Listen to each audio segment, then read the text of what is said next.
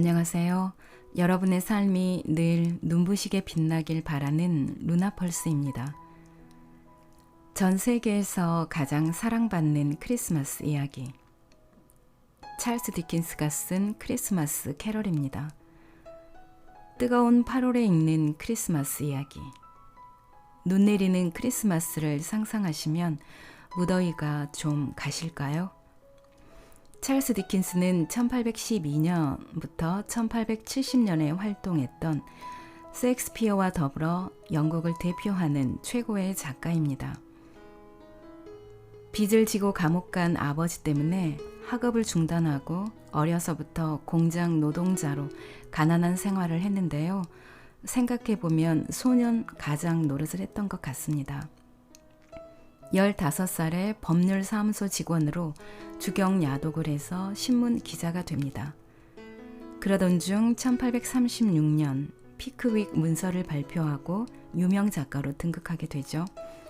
이후 30년이 넘는 기간 동안 당대 최고의 작가로 활동하게 됩니다.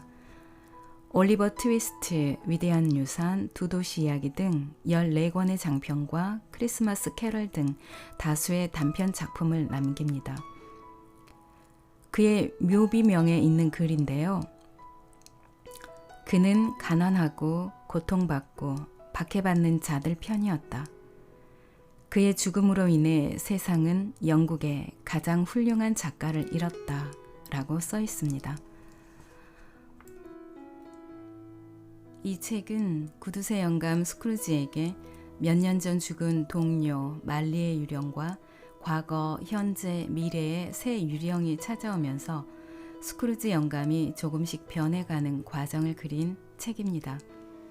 제가 오늘 낭독해드릴 부분은 그 중에서 마지막 유령과의 장면인데요. 제가 읽고 있는 책은 세움 출판사에서 출간했고 박경선님께서 정성스럽게 옮긴 책입니다. 이렇게 좋은 책을 우리에게 선물해준 작가와 번역가 그리고 출판사에 깊은 감사를 드립니다. 오늘도 책과 함께 편안하고 시원한 시간 되시기 바랍니다. 방은 매우 어두웠다. 스크루지가 어떤 방인지 알아보고 싶은 은밀한 충동에 이끌려 사방을 둘러보았지만 너무 어두워 정확히 분간하기가 어려웠다. 바깥 공기 속에서 희미한 빛 한 줄기가 솟아올랐다가 침대 위에 수직으로 떨어져 침대를 비추었다. 침대에 놓인 그 물체는 다 털리고 다 뺏기고 지켜봐주는 사람도 없고 울어주는 사람도 없고 돌봐주는 사람도 없는 바로 이 남자의 시체였다. 스크루지는 유령 쪽을 흘끗 쳐다보았다. 유령의 꼿꼿한 손가락이 시체의 머리를 단호히 가리키고 있었다. 시트가 아무렇게나 덮여져 있어 약간만 들어올려도 스크루지가 손가락 한 개만 움직여도 머리가 드러나 보일 것 같았다. 스크루지는 어떻게 한번 해볼까 생각했다. 쉬울 것 같아 그러고 싶은 마음이 간절했지만 자기 옆에 있는 유령을 쫓아낼 힘도 없듯이 시트를 벗겨낼 힘도 없었다. 오, 차디차고 냉혹하고 끔찍한 죽음이여. 여기에 너의 재단을 쌓고 그 재단을 그대의 명령을 따르는 공포로 치장하라. 이것이 그대의 영역이니 그러나 그대의 끔찍한 목적을 위해 사랑받고 존경받고 영예로운 사람의 머리카락 하나도 이용하지 못할 것이며 얼굴 어느 부분이라도 추하게 만들지 못할 것이다. 손을 내려놓은 것은 그것이 무거워서 축 늘어졌기 때문이 아니다. 심장과 맥박이 고요해서가 아니고 그 손은 넉넉하고 인자하고 진실했기 때문이다. 심장은 용맹스러우면서도 따뜻했고 부드러웠고 맥박은 인간다운 것이었기 때문이다. 쳐라, 그림자여 쳐라. 그러면 맞은 상처에서 선행이 솟아올라 이 세상에 불멸의 생명을 뿌리는 것을 보게 될 것이니. 누구도 스크루지의 귀에 대고 이런 말을 선포해 주지 않았지만 그는 침대를 바라보면서 이런 환청이 들렸다. 스크루지는 생각해 보았다.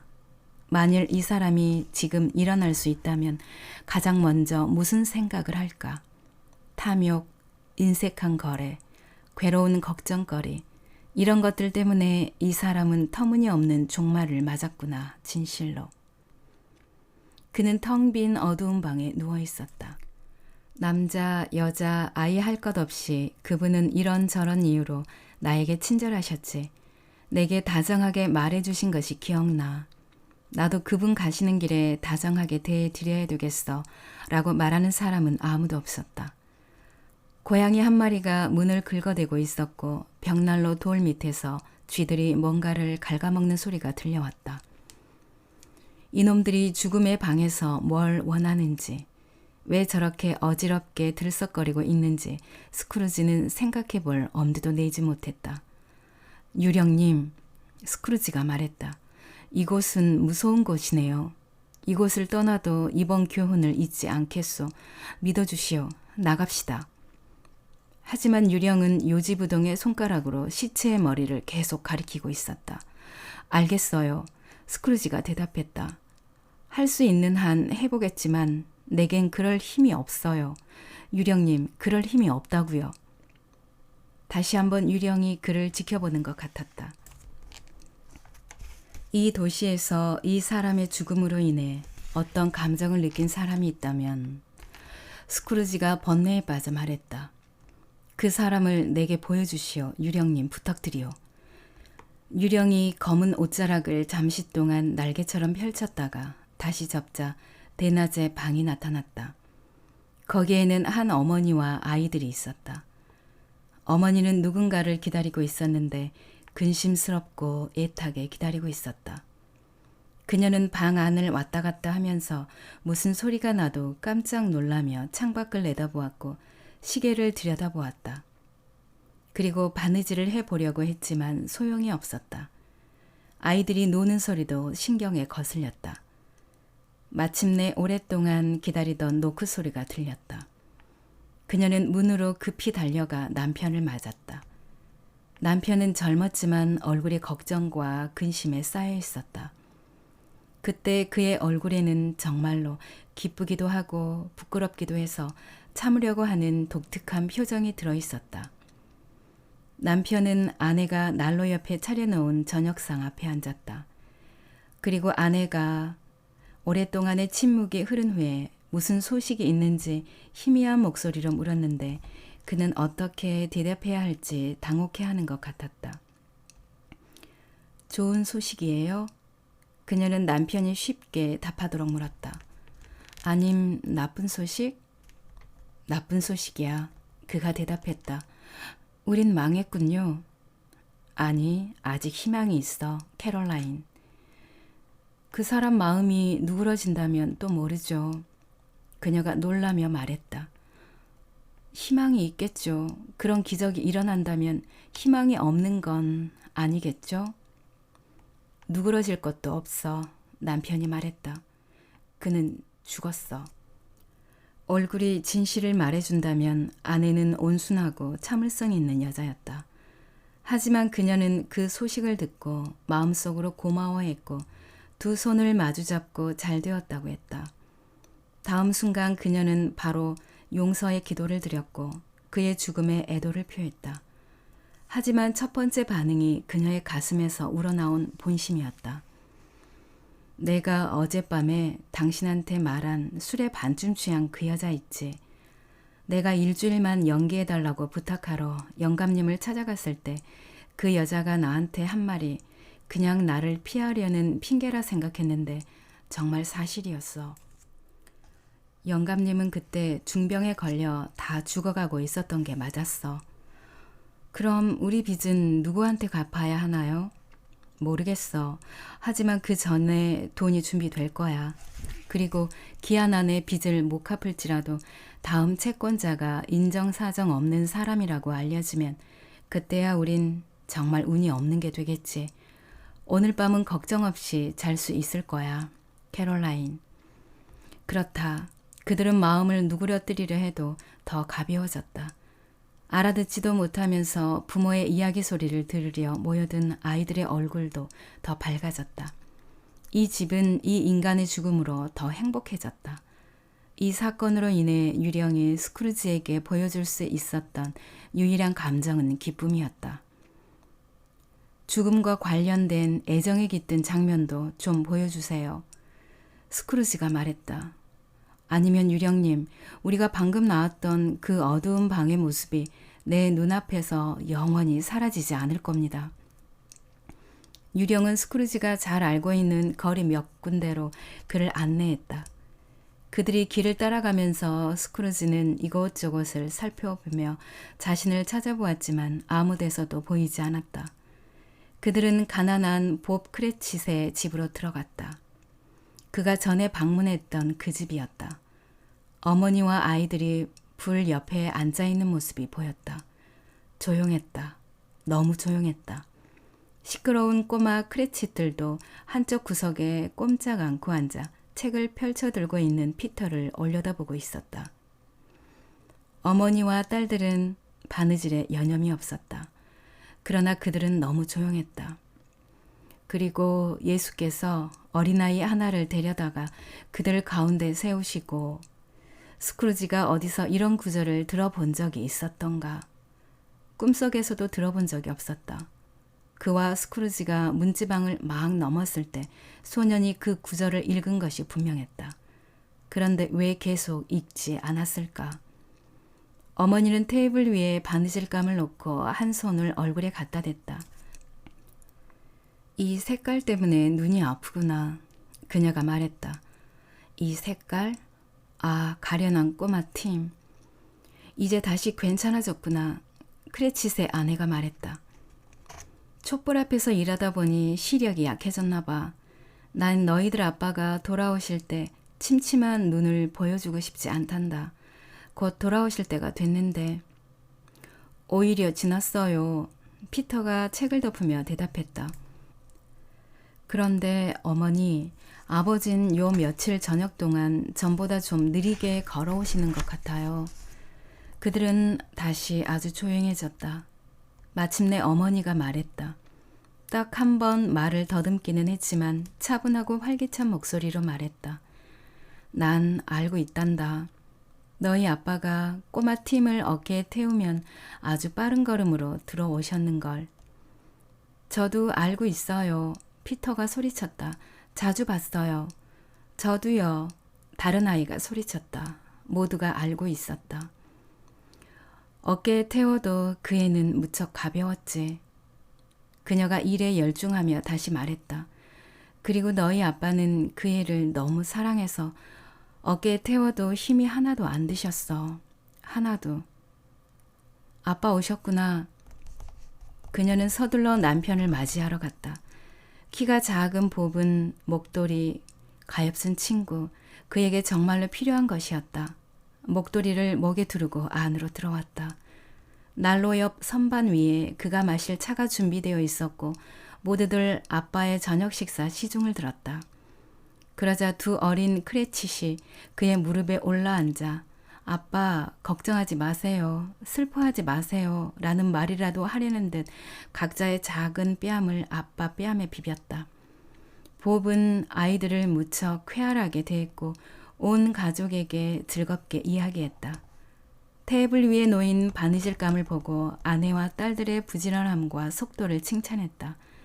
그리고 일요일 훨씬 이전에 끝낼 수 있겠다고 말했다. 일요일이라고요? 오늘 가보셨군요, 로버트. 아내가 말했다. 그래, 여보. 봅이 대답했다. 당신도 함께 갔으면 좋았을걸. 그곳이 얼마나 푸른 곳인지 당신도 한번 봤더라면 마음이 놓였을 텐데. 하지만 자주 가보게 될 거요. 일요일마다 그곳에 가겠다고 그 애한테 약속했으니까. 우리 작은 꼬마 녀석. 봅이 울먹이며 말했다. 우리 작은 꼬마 녀석. 그는 감정을 주체할 수 없었다. 어쩔 수 없었다. 만일 참을 수 있었다면 그것은 부모 자식 간의 정이 아마 잊혀져 가기 때문일 것이다. 그는 거실에서 나와 2층 방으로 올라갔다. 그 방에는 불이 환하게 밝혀져 있었고 크리스마스 장식이 달려 있었다. 아이 곁에 의자 하나가 놓여 있었다.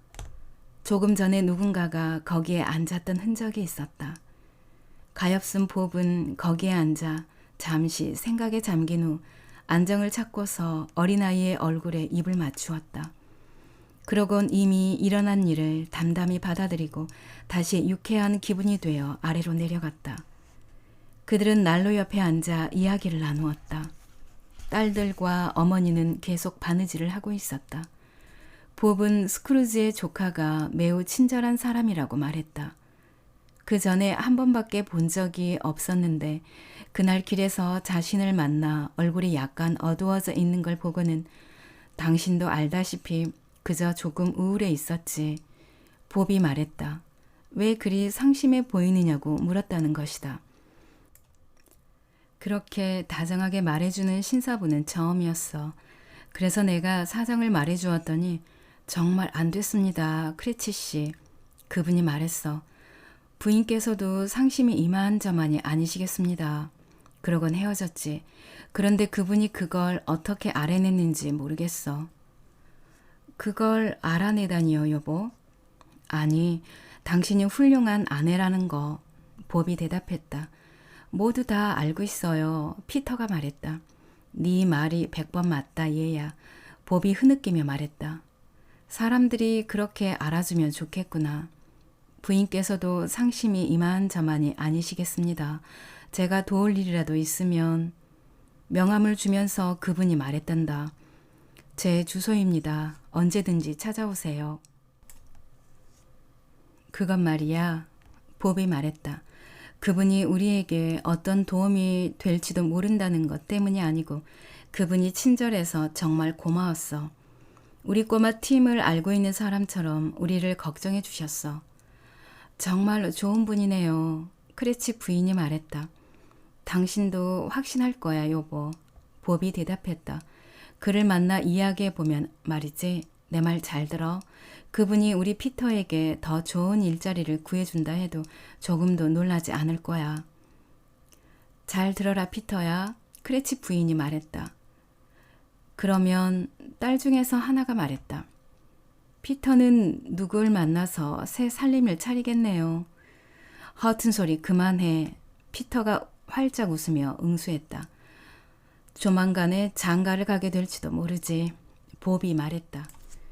기회는 얼마든지 있지만 여보, 우리들이 언제 어떻게 서로 떨어져 살더라도 우리 식구 중 가엾은 꼬마 팀을 우리 집에서 일어난 첫 이별을 잊을 사람은 아무도 없겠지. 아무도 없을 거야. 절대로요, 아빠. 아이들이 모두 소리쳤다. 그리고 난 알아. 봅이 말했다.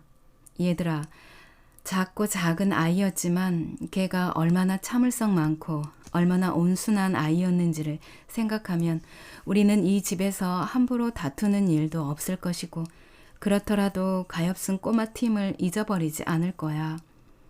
절대로 안 잊겠어요, 아빠. 그들은 다 같이 다시 소리쳤다. 무척 기쁘구나. 왜소한 봅이 말했다. 정말로 행복해. 크레치 부인이 그에게 키스를 하고 딸들은 그에게 뽀뽀를 하고 어린 두 크레치도 그에게 뽀뽀를 하고 피터는 아빠와 악수를 했다. 꼬마 팀의 영혼이여, 그대 어린 영혼은 하나님에게서 왔구나. 유령님, 스크루지가 말했다. 이제 우리가 헤어질 시간이 왔다고 느껴지시는군요. 헤어진다는 건 알겠지만 어떻게 헤어질지 모르겠습니다. 그러니 아까 본 그 시신은 누군지 말해주세요. 그러나 미래의 유령은 그를 전과 똑같이 스크루즈는 그들이 다른 시간대에 있다고 생각했는데 실제로 마지막으로 본 환상들은 미래의 시간대에 속해 있을 뿐 시간적 순서는 없어 보였다. 사업가들이 모이는 곳으로 데리고 갔을 뿐 스크루지 자신의 모습은 보여주지 않았다. 정말로 유령은 어디에서도 멈추지 않고 원하는 목적지를 향해 줄곧 걸어갔다. 마침내 스크루지가 잠깐 쉬다 가자고 간청했다. 이 골목은, 스크루지가 말했다. 우리가 급히 지나온 이 골목은 내 사업체가 있는 곳입니다. 이곳에서 오랜 세월 동안 장사를 했어요. 집이 보이네요. 내가 미래에 어떻게 될지 보여주시오. 유령은 발을 멈추었다. 그의 손은 엉뚱한 곳을 가리키고 있었다. 집은 저쪽인데 스크루지가 소리를 질렀다. 왜 다른 곳을 가리키고 있는 것이오? 유령의 냉혹한 손가락은 꼼짝 않고 있었다. 스크루지는 자기 사무실 창문으로 달려가 안을 들여다보았다. 사무실은 맞는데 자기 사무실이 아니었다. 가구도 같지 않았고 의자에 앉아있는 사람도 자신이 아니었다. 유령은 계속 같은 방향을 가리키고 있었다. 스크루지는 다시 유령에게로 와 무엇 때문에 어디로 가는지 궁금해하면서 유령 뒤를 따라가 어느 철문 앞에 도착했다. 그는 들어가기 전에 잠시 멈추어서 주변을 살펴보았다. 교회 묘지였다. 그럼 이곳이구나. 이제야 그 이름을 알 수밖에 없는 가련한 사람이 땅 밑에 누워 있었다. 참으로 훌륭한 장소였다. 집들로 둘러싸여 있었고 무성하게 자라고 있는 풀과 잡초들은 생명이 아닌 죽음을 먹고 자라고 있었는데 너무 많은 사람들이 매장되어 있어 숨이 막힐 정도였으며 엄청난 식욕으로 살이 쪄 있었다. 대단한 장소였다. 유령은 무덤 가운데 서서 무덤 하나를 가리켰다. 스크루지는 벌벌 떨면서 그곳으로 걸어갔다. 유령은 예전과 똑같았지만 그의 엄숙한 모습에서 새로운 의미가 있음을 알고 스크루지는 공포에 떨었다. 유령님이 가리키는 비석에 가까이 가보기 전에 스크루지가 말했다. 한 가지 질문이 있는데 답해 주시오. 이것들은 미래에 반드시 일어날 일들의 환영인가요? 아니면 단순히 일어날지도 모르는 일들의 환영인가요? 유령은 꼼짝도 하지 않고 자기가 서 있는 옆에 무덤을 가리킬 뿐이었다. 인생의 여정은 끈기 있게 꾸준히 나아간다면 필연적으로 이어지게 되는 목적지를 미리 예견할 수 있는 것이요. 스크루지가 말했다. 그러나 그 여정의 길에서 벗어난다면 목적지도 달라질 것이지요. 유령님이 나한테 가르쳐 주려는 것이 바로 그런 것이라고 말해 주십시오. 유령은 아까와 마찬가지로 미동도 하지 않고 서 있었다. 스크루지는 그 무덤 쪽에서 벌벌 떨면서 기어가 유령의 손가락이 가리키는 곳으로 눈을 돌려 버려진 무덤의 비석에 쓰여진 에브니저 스크루지라는 이름을 발견했다. 침대에 누워 있었던 사람이 바로 나였나요? 그는 무릎을 꿇고 울부짖었다. 무덤을 가리키고 있던 손가락이 스크루지를 가리켰고 다시 무덤을 가리켰다. 안 돼요, 유령님. 안 돼요, 안 돼. 손가락은 여전히 같은 곳을 가리키고 있었다. 유령님, 스크루지가 유령의 옷자락을 움켜잡으며 울부짖었다. 내 말을 들어보세요. 난 이제 과거의 내가 아니요.